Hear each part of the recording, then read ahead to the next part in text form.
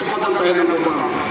జాతి గురించి కొట్లాడుతున్న మీ బిడ్డగా నన్ను అరిచేయడం అంటే జాతిని ఇబ్బంది పెట్టినట్టు కాదా, జాతిని అరిచేసినట్టు కాదా అనేసి కూడా మీరు ఆలోచించాలని కనిపిస్తుంది. అదే సమయంలో మీ అన్నది చెప్తున్నాను, కేసీఆర్ గవర్నమెంట్లో మాదిగలకు జరిగిన అవమానం ఇంకెవరికి జరగలేదు. కేసీఆర్ గవర్నమెంట్లో మాదిగలకు జరిగిన అవమానం ఇంకెవరికి జరగలేదు.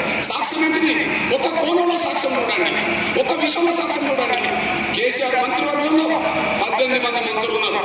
కేసీఆర్ మంత్రివర్గంలో 18 మంది మంత్రులు ఉన్నారు. తెలంగాణ రాష్ట్రంలో అతిపెద్ద జనాభా గల కులం 12-13% జనాభా కులానికి ఒక్క మంత్రి కూడా లేడు కేసీఆర్ గవర్నమెంట్లో. మీ అన్నగా చెప్తున్నా, 18 మందిలో దళితుల్లో మాదిగల జనాభా కంటే తక్కువ జనాభా గల మాలలో ఒక మంత్రి ఉన్నారు, గొప్పల ఈశ్వరు. తన కులానికి 4 నేర్చుకున్నాడు. కేసీఆర్ వెలమ ముఖ్యమంత్రి, కేటీఆర్ వెలమ ఆయన కులస్తుడు, హరీష్ రావు వెలమ కేసీఆర్ అల్లుడు, ఎర్రబల్లి దయాకర్ రావు ఆయన కులస్తుడు. వాళ్ళ జనాభా 1% లేదు, వాళ్ళు 4 పెట్టుకున్నారు. ఇక పోతే నేను రెడ్ల సమాజానికి నేను వ్యతిరేకంటాను, కానీ కేసీఆర్ ఒక కులానికి 7 చేసింది మంత్రుల్ని. కేసీఆర్ రెడ్డి కులానికి 7 చేసింది మంత్రుల్ని. సాక్ష్యం ఏంటిది? మీ అన్నది చెప్తున్నప్పుడు గ్రహించండి. ఉమ్మడి మహబూబ్నగర్ జిల్లా, ఇప్పుడు వనపర్తి జిల్లా, వనపర్తి నుంచి గెలిచింది ఎవరు? నిరంజన్ రెడ్డి మంత్రి. మహేశ్వర్ నుంచి గెలిచింది ఎవరు? సబితా ఇందర్ రెడ్డి మంత్రి. అదే సమయంలో సూర్యాపేట నుండి గెలిచింది ఎవరు? టీఆర్ఎస్ లో జగదీష్ రెడ్డి మంత్రి. మేడ్చల్ నుంచి గెలిచింది ఎవరు? మల్లా రెడ్డి మంత్రి. నిజామాబాద్ జిల్లా పాల్గొండలో టీఆర్ఎస్ ఎమ్మెల్యే ఎవరు? ప్రశాంత్ రెడ్డి మంత్రి. అవతల పోతే నిర్మల్ నుంచి గెలిచిన అభ్యర్థులు ఎవరు? ఇంద్రకరణ్ రెడ్డి మంత్రి. 6 రెడ్లను మంత్రిని చేసుకున్నాడు. చివరికి ఎమ్మెల్సీగా ఉండబడే పట్నం మహేందర్ రెడ్డిని కూడా మంత్రిని చేసిండు. 7 రెడ్లకు మంత్రులు ఇచ్చిండు, కానీ అతిపెద్ద జనాభా మాదిగలకు ఒక్క మంత్రి పదవిని ఇవ్వలేదనేసి కూడా మీరు మర్చిపోతారు సాయం. ఇది మనకు అవమానం కాదా? దళిత ముఖ్యమంత్రి కాదు మనల్ని మోసం చేశాడు కాదా కేసీఆర్? రాజన్నను మంత్రులు చేసి ఆయనను అవమానకరంగా ఇబ్బంది పెట్టినట్టు కాదా? అదే 3 ఎకరాల రూపం చేయకపోతే మోసం కాదా? మన భూములు లాక్కోవడం అంటే దౌర్జన్యం కాదా? ప్రశ్నించినందుకు జైలు పెట్టడం అంటే ఇది నిర్బంధం కాదా? ఎందుకు పెట్టినవని అడిగితే అహంకారంతో ఇంకా అంచెత్తమని చెప్పి మాట్లాడడం అనేది అహంకారం కాదా? 7 రెడ్లను పెట్టుకున్న కేసీఆర్ మంత్రుల్లో, 4 వెలువలు పెట్టుకున్న కేసీఆర్ తన మంత్రివర్గంలో, దళితుల్లో మాదిగల కంటే తక్కువ జనాభా గల మాలను పెట్టిన కేసీఆర్ 10 మంది ఎమ్మెల్యేలు ఉన్నారు. 10 మంది ఎమ్మెల్యేలు మాది వాళ్ళు.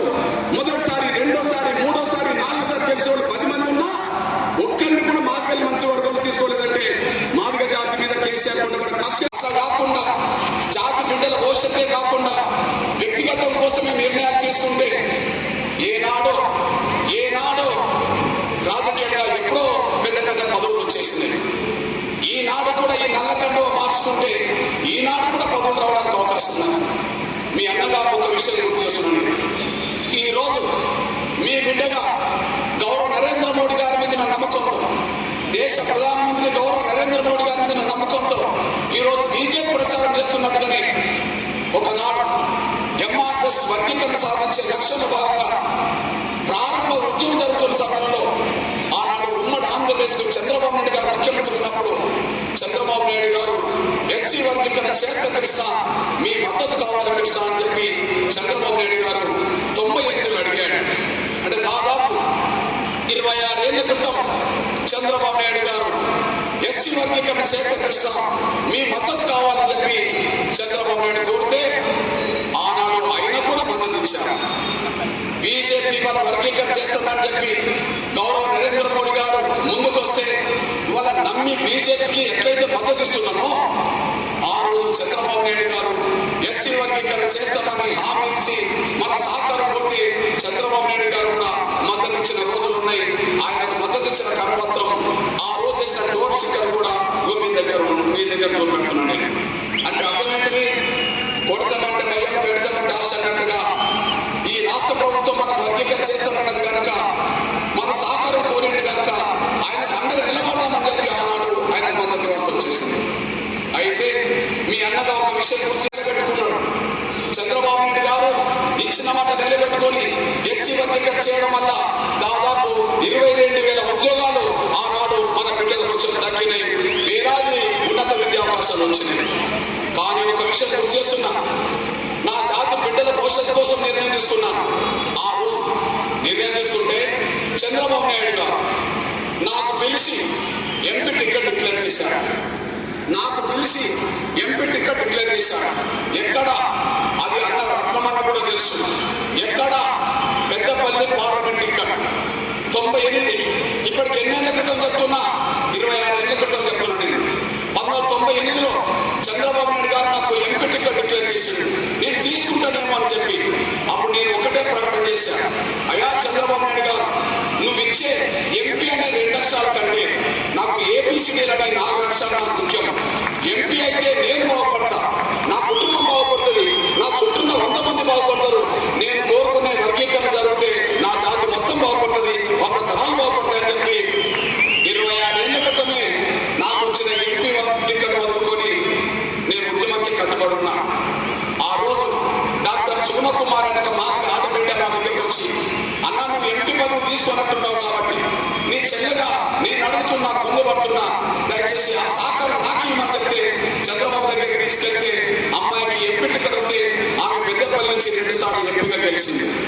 అంటే మీ బిడ్డ దగ్గర పరిస్థితి అంటే ఏ నిర్ణయం జాతి కోసం తీసుకుంటాం కానీ వ్యక్తుల కోసం తీసుకోవాలి.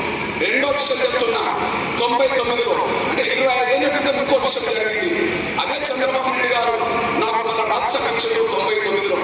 నేను రాజ్యసభ కూడా వద్దన్నా, అది స్టేట్మెంట్ ఇచ్చా. ఆ స్టేట్మెంట్ ఇచ్చిన సమయంలో సూర్యాపేట నియోజకవర్గంలో పోటీ చేసి ఓడిపోయిన ఆకారం సుదర్శన్ అనే మన మాదిరి అన్న నా దగ్గరకు వచ్చి, తమ్ముడు నేను ఓడిపోయి కష్టాల్లో ఉన్నా, దయచేసి నువ్వు రాజ్యసభ తీసుకున్నట్టున్నావు కాబట్టి ఆ రాజ్యసభ ఏదో నాకు ఇప్పించవచ్చు కదంటే, నా జాతి బిడ్డ కదా అని చెప్పి చంద్రబాబు దగ్గరికి తీసుకెళ్తే ఆయన రాజ్యసభ సభ్యుడైపోయాడు 25 ఏళ్ల క్రితం. అంటే పదవులే ముఖ్యం అనుకుంటే 25-26 ఏళ్ల క్రితమే ఎంపీ పదవులు రాజ్యసభలో వచ్చింది. కానీ ఏపీసీడీ వర్గీకరణ జరగాలనుకున్నాం కాబట్టి చంద్రబాబు నాయుడు మాటించాడు, ఆ మాట